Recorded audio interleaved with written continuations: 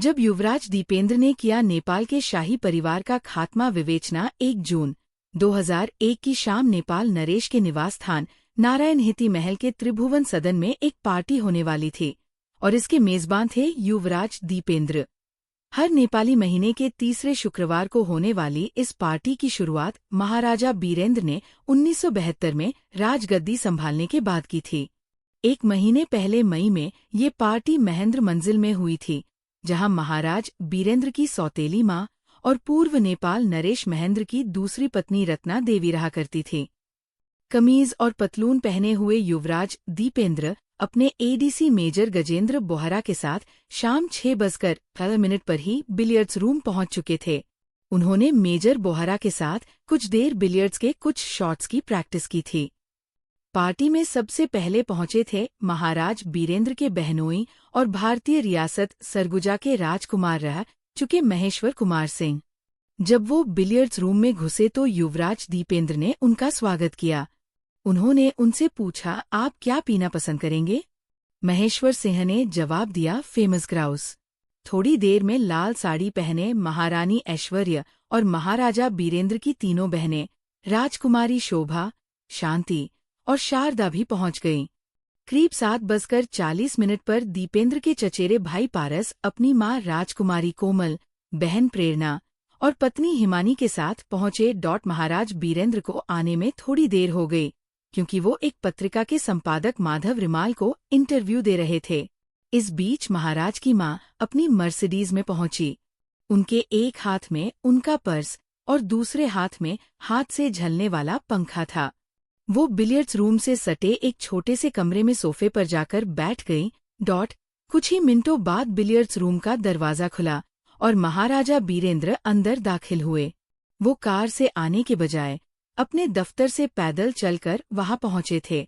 उनके एडीसी सुंदर प्रताप राणा उन्हें दरवाजे तक छोड़कर चले गए, क्योंकि ये एक निजी पार्टी थी और वहां बाहरी लोगों को रहने की अनुमति नहीं थी। वो सीधे अपनी मां के पास गए। दीपेंद्र को उनके शयन कक्ष में ले जाया गया। इस बीच लोगों ने देखा कि दीपेंद्र जैसे अचानक नशे में आ गए हों। उनकी जुबान लड़खड़ाने लगी और उन्हें खड़े होने में दिक्कत होने लगी। मिनटों में वो नीचे गिर गए। इस समय रात के 8:30 बज चुके थे। इससे पहले दीपेंद्र कभी भी बहुत शराब पीने के बावजूद नशे में नहीं देखे गए थे। उनको अपने ऊपर नियंत्रण करना आता था। इससे पहले कि महाराज बीरेंद्र बगल वाले कमरे से बिलियर्ड्स रूम में पहुंचते, पारस, राजकुमार निराजन और डॉक्टर राजीव शाही ने भारी भरकम दीपेंद्र को उनके हाथ और पैरों को पकड़ते हुए उठाया और उनके शयन कक्ष में ले जाकर उन्हें जमीन पर बिछे गद्दे पर लिटा दिया। उन्होंने शयन कक्ष की बत्तियां बुझाईं और वापस पार्टी में लौट आए। जोनाथन ग्रेगसन अपनी किताब मैसेकर एट द पैलेस में लिखते हैं, कमरे में अकेला छोड़ दिए जाने के बाद दीपेंद्र बाथरूम में गए और वहां उन्होंने उल्टी की। उन्होंने फिर एक सैनिक वर्दी पहनी। उसके ऊपर उन्होंने काले मोजे, एक जैकेट, सैनिक बूट और काले चमड़े के दस्ताने पहने। इसके बाद उन्होंने अपनी पसंदीदा 9 mm पिस्टल और MP5 के सबमशीन गन और कोल्ट एम 16 राइफल उठाई और बिलियर्ड्स रूम की तरफ चल पड़े। दीपेंद्र ने सैनिक वेश में बिलियर्ड्स रूम में प्रवेश किया। बिलियर्ड्स रूम के मध्य में कुछ महिलाएं बात कर रही थीं। अचानक उनकी नज़र सैनिक यूनिफॉर्म पहने युवराज दीपेंद्र पर पड़ी। महाराज बीरेंद्र की चचेरी बहन केतकी चेस्टर ने BBC को बताया, जब वो अंदर आए तो उनके दोनों हाथों में एक एक बंदूक थी। वो पूरी सैनिक वर्दी में थे। उन्होंने काला चश्मा भी पहन रखा था।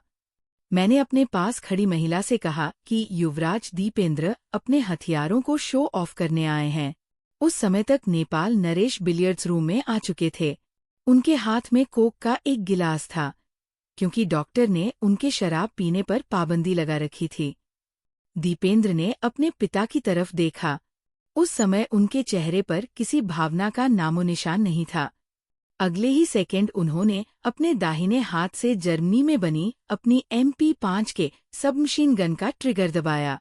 उसकी कई गोलियां छत पर लगी और उसका कुछ प्लास्टर उखड़कर नीचे गिर गया। नेपाल नरेश ने कहा कि कार देखो। कुछ सेकंड तक सभी मेहमान उसी जगह खड़े रहे जहां वो खड़े थे। मानो दीपेंद्र के अगले कदम का इंतजार कर रहे हों। उन्हें लगा कि दीपेंद्र कोई खेल खेल रहे थे और गलती ने उनकी बंदूक से गोली निकल गई है।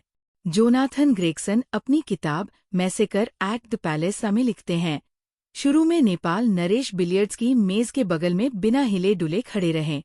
फिर उन्होंने दीपेंद्र की तरफ एक कदम बढ़ाया। दीपेंद्र ने बिना कोई शब्द कहे बीरेंद्र पर 3 गोलियां चलाईं। कुछ देर तक वो खड़े रहे, यहाँ तक कि उन्होंने स्लो मोशन में अपना गिलास मेज पर रखा। इस बीच दीपेंद्र मुड़े और बिलियर्ड्स रूम से निकलकर गार्डन की तरफ चले गए। 3 सेकंड बाद लोगों को एहसास हुआ कि दीपेंद्र की गोली महाराज बीरेंद्र की गर्दन के दाहिने हिस्से में लगी है। केतकी चेस्टर बताती है, हम देख सकते थे कि महाराज शॉक में थे। वो करीब स्लो मोशन में नीचे गिरे थे। इस बीच नेपाल नरेश के दामाद कैप्टन राजीव शाही ने अपने ग्रे रंग के कोट को उतारकर महाराज की गर्दन पर लगा दिया ताकि उससे निकलने वाले खून को रोका जा सके। बीरेंद्र तब तक बेहोश नहीं हुए थे। उन्होंने अपनी दूसरी चोट की तरफ इशारा करते हुए कहा, राजीव, पेट में भी। तभी महाराज बीरेंद्र ने अपना सिर उठाने की कोशिश की और नेपाली में बड़बड़ाए कि गार्दे को, यानी तुमने क्या कर दिया। ये उनके आखिरी शब्द थे। तभी दीपेंद्र ने कमरे में दोबारा प्रवेश किया। तब तक उन्होंने इटली में बनी अपनी गन नीचे गिरा दी थी। अब उनके हाथ में M16 राइफल थी। लड़की से दीपेंद्र की नज़दीकी पसंद नहीं थी शाही दंपत्ति को। आखिर दीपेंद्र ने महाराजा बीरेंद्र पर गोली क्यों चलाई? बीबीसी ने यही सवाल पूछा दीपेंद्र की बुआ केतकी चेस्टर से। केतकी का जवाब था, वे एक लड़की से शादी करना चाहते थे। उनकी दादी और उनकी माँ को ये पसंद नहीं था। उनको खर्च करने के लिए उतने पैसे नहीं मिल रहे थे जितना वे चाहते थे। उसकी वजह से उन्होंने अपना आपा खो दिया था। दीपेंद्र इस सबसे बहुत निराश थे और उनकी मानसिक स्थिति डावाडोल सी हो चली थी। इसकी हवा लंदन तक पहुंच चुकी थी। मई 2001 की शुरुआत में उनके लंदन में अभिभावक रहे लॉर्ड केमोइज ने महाराज बीरेंद्र को फैक्स कर इस बारे में आगाह भी किया था। उन्होंने लिखा था कि युवराज जीवन में अपनी भूमिका और अपनी पसंद की शादी न करने के अधिकार को लेकर काफी नाखुश थे। महारानी ऐश्वर्य ने महसूस कर लिया था कि उनके लिए दीपेंद्र को अपनी पसंद की शादी करने से रोकना बहुत मुश्किल होगा। इसलिए उन्होंने दीपेंद्र को ये स्पष्ट कर दिया था कि अगर उन्होंने इस मामले में अपने माता पिता की बात नहीं मानी तो उन्हें अपनी शाही पदवी से हाथ धोना पड़ेगा। चाचा पर गोली चलाई। तभी दीपेंद्र के प्रिय चाचा धीरेंद्र ने हस्तक्षेप करने की कोशिश की। केतकी चेस्टर बताती हैं, अचानक महाराज बीरेंद्र के छोटे भाई धीरेंद्र शाह ने दीपेंद्र को रोकते हुए कहा, बाबा, अब बहुत हो चुका, अपनी बंदूक मुझे दे दो। दीपेंद्र ने बहुत नजदीक से उन पर गोली चलाई और वो उड़ते हुए दूर जा गिरे। उसके बाद तो दीपेंद्र का अपने ऊपर नियंत्रण पूरी तरह से खत्म हो गया और वो हर किसी पर गोली चलाने लगे। राजकुमार पारस ने चिल्लाकर कहा कि सब लोग सोफे की आड़ ले लें। केतकी को खुद भी गोली लगी। दीपेंद्र को लगा कि केतकी भी मर गई है क्योंकि उनका सिर और बाल भी खून से लथपथ थे। एक गोली महाराजा ज्ञानेंद्र की पत्नी और पारस की मां को लगी और उनके फेफड़े को पार कर गई। दीपेंद्र ने अपने पिता पर फिर गोली चलाई। इस बार गोली महाराज बीरेंद्र के सिर को पार कर गई। उनकी खून से सनी टोपी और चश्मा नीचे गिर गए। वो औंधे मुंह गिरे हुए थे और उनके पैर बार की तरफ थे। केतकी वो दृश्य अभी भी नहीं भूल पाई हैं जब दीपेंद्र ने आकर अपने घायल पिता को अपने पैरों से ठोकर मारी थी।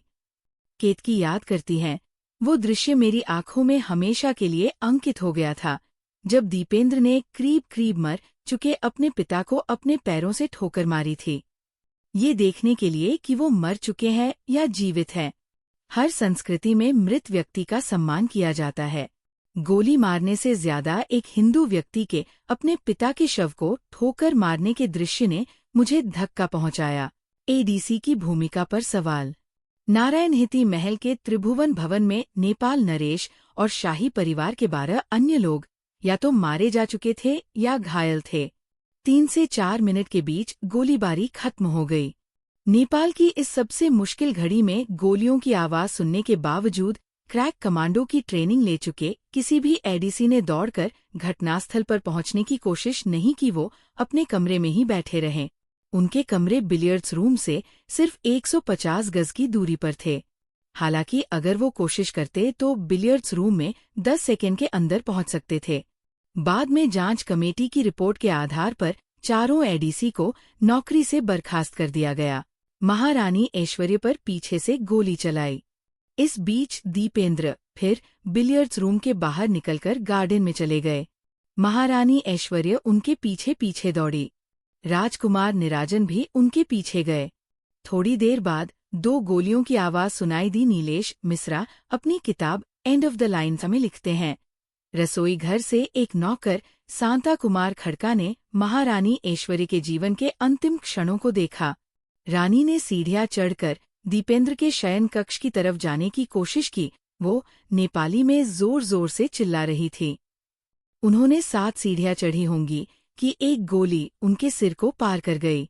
वो संगमरमर की सीढ़ियों पर गिरीं। उनको पीछे से गोली मारी गई थी और वो दीपेंद्र की अंतिम शिकार थी। उन्हें शायद ये गलतफहमी थी कि उनका अपना बेटा उन पर गोली नहीं चलाएगा, लेकिन उनका ये अंदाजा गलत निकला। इसके बाद दीपेंद्र गार्डन में एक छोटे तालाब पर बने ब्रिज पर गए। वहीं पर वो पागलों की तरह 1 या 2 बार चिल्लाए और फिर आखिरी गोली की आवाज सुनाई दी। वो पीठ के बल गिरे। एक गोली उनके सिर को पार कर गई थी। उनके बाएं सिर पर कान के पीछे गोली घुसने का 1 सेंटीमीटर लंबा निशान था। उनके दाहिने सिर में कान के ऊपर गोली बाहर निकलने का निशान था। दोनों चोटों से खून निकल रहा था, लेकिन दीपेंद्र अभी भी जीवित थे। जैगुआर कार से महाराजा को अस्पताल ले जाया गया। उधर महाराजा बीरेंद्र भी इतनी गोलियां खा जाने के बावजूद अभी जीवित थे। जब उनके एडीसी ने उन्हें अस्पताल ले जाने के लिए जैगुआर कार की पिछली सीट पर लिटाया तो उनके दोनों कानों से खून निकल रहा था। उनके सारे कपड़े खून से सने हुए थे। उनकी नाड़ी करीब करीब जा चुकी थी, लेकिन उनके हाथ में थोड़ी हरकत थी। उन्हें कम से कम 8 गोलियां लगी थीं। उनकी कार के पीछे चल रही टोयोटा में महारानी ऐश्वर्य का शरीर था। जब ये दोनों कारें अस्पताल पहुंची उस समय रात के 9:15 बजे थे। थोड़ी देर में नेपाल के सर्वश्रेष्ठ न्यूरोसर्जन, प्लास्टिक सर्जन और हृदय विशेषज्ञ अस्पताल पहुंच गए थे। रानी को कार से उतारते ही मृत घोषित कर दिया गया। उसी समय एक हरे रंग की टोयोटा लैंड क्रूजर भी अस्पताल की तरफ बढ़ रही थी, जिसमें राजकुमार पारस अगली सीट पर बैठे हुए थे। पिछली सीटों पर दीपेंद्र के एडीसी गजेंद्र बोहरा और राजू कार की युवराज दीपेंद्र और राजकुमार निराजन के शरीर को पकड़े हुए थे। ये एक अजीब सी स्थिति थी। एक ही कार में हत्यारे और उसके शिकार को ले जाया जा रहा था। शाही परिवार के मारे गए सदस्यों के शवों को सैन्य अस्पताल से काठमांडू में बागमती नदी के तट पर पशुपतिनाथ आर्य घाट कॉम्प्लेक्स ले जाया गया, जहां उनका अंतिम संस्कार किया गया। ट्रमा सेंटर में पलंगे कम पड़ी। ये लोग 9:30 बजे अस्पताल पहुंचे। वहां पहुंचने के कुछ मिनटों के अंदर राजकुमार निराजन को मृत घोषित कर दिया गया। जोनाथन ग्रेगसन लिखते हैं, इस बीच नेपाल के चोटी के न्यूरोसर्जन डॉक्टर उपेंद्र देवकोटा एक ट्रॉली के पास रुके, जहां एक सैनिक डॉक्टर खून से सने राष्ट्रीय पोशाक पहने हुए शख्स का इलाज करने की कोशिश कर रहा था। उसके गले में एक लॉकेट लटका हुआ था, जिसमें साईं बाबा का एक चित्र था। हालांकि वो महाराज बीरेंद्र से पहले मिल चुके थे, लेकिन वो उस समय घायल बीरेंद्र को पहचान नहीं पाए। युवराज दीपेंद्र ने उस दिन अपने परिवार के इतने लोगों को मारा था कि अस्पताल के ट्रॉमा हॉल की सभी पलंगें भर गई थी। जब दीपेंद्र को स्ट्रेचर पर अंदर लाया गया तो उनके लिए कोई खाली बेड नहीं बची थी। उनको जमीन पर बिछाए गए गद्दे पर रखा गया। दीपेंद्र के सिर के दोनों तरफ से खून निकल रहा था। वो सांस लेते हुए बहुत आवाज कर रहे थे, लेकिन उनका रक्तचाप 160 था, जो इतना चिंताजनक नहीं था। लेकिन उनकी आँख की पुतलियों पर तेज रोशनी का कोई असर नहीं पड़ रहा था। मिनटों में दीपेंद्र को ऑपरेशन थिएटर में ले जाया गया। दीपेंद्र को राजा बनाया गया। अगले दिन छपने वाले अखबारों में इस दिल दहला देने वाली घटना का कोई जिक्र नहीं था। लेकिन इस खबर को दबाए रखने का प्रयास सफल नहीं हो सका। इस घटना को कवर करने के लिए 2 जून 2001 को 10 बजे सुबह मैं दिल्ली से काठमांडू पहुंच गया था। लेकिन तब तक नेपाल के लोगों को इस हत्याकांड की कोई जानकारी नहीं दी गई थी। हालांकि नेपाल रेडियो पर सुबह से ही शोक संगीत बजने लगा था। आखिर उन्होंने हत्याकांड के 14 घंटे बाद दोपहर 11 बजे कार्यक्रम रोककर ऐलान किया कि कल रात 9:15 बजे महाराजा बीरेंद्र बीर बिक्रम शाह का निधन हो गया। उनकी जगह उनके सबसे बड़े बेटे युवराज दीपेंद्र को अगला महाराजाधिराज घोषित किया जाता है। चूंकि वो अभी शासन करने की स्थिति में नहीं है, उनकी जगह राजकुमार ज्ञानेंद्र रीजेंट की तरह काम करेंगे।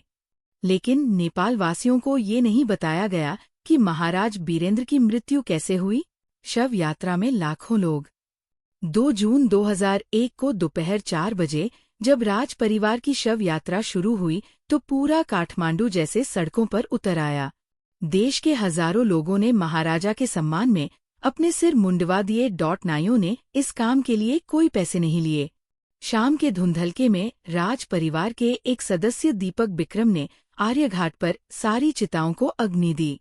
युवराज दीपेंद्र को कभी होश नहीं आया। 4 जून 2001 की सुबह 3:40 पर उन्होंने भी अपने प्राण त्याग दिए। लगभग 54 घंटे तक नेपाल पर उस व्यक्ति का राज रहा जो बेहोश था और उस पर अपने पिता की हत्या करने का आरोप था। उनकी मौत के बाद नेपाल नरेश बीरेंद्र के छोटे भाई ज्ञानेंद्र 3 दिनों के अंदर नेपाल के तीसरे राजा बने। लेकिन नेपाल की राजशाही इस झटके से कभी उबर नहीं पाई और 2008 में नेपाल ने राजशाही को त्याग कर गणतंत्र का रास्ता चुना।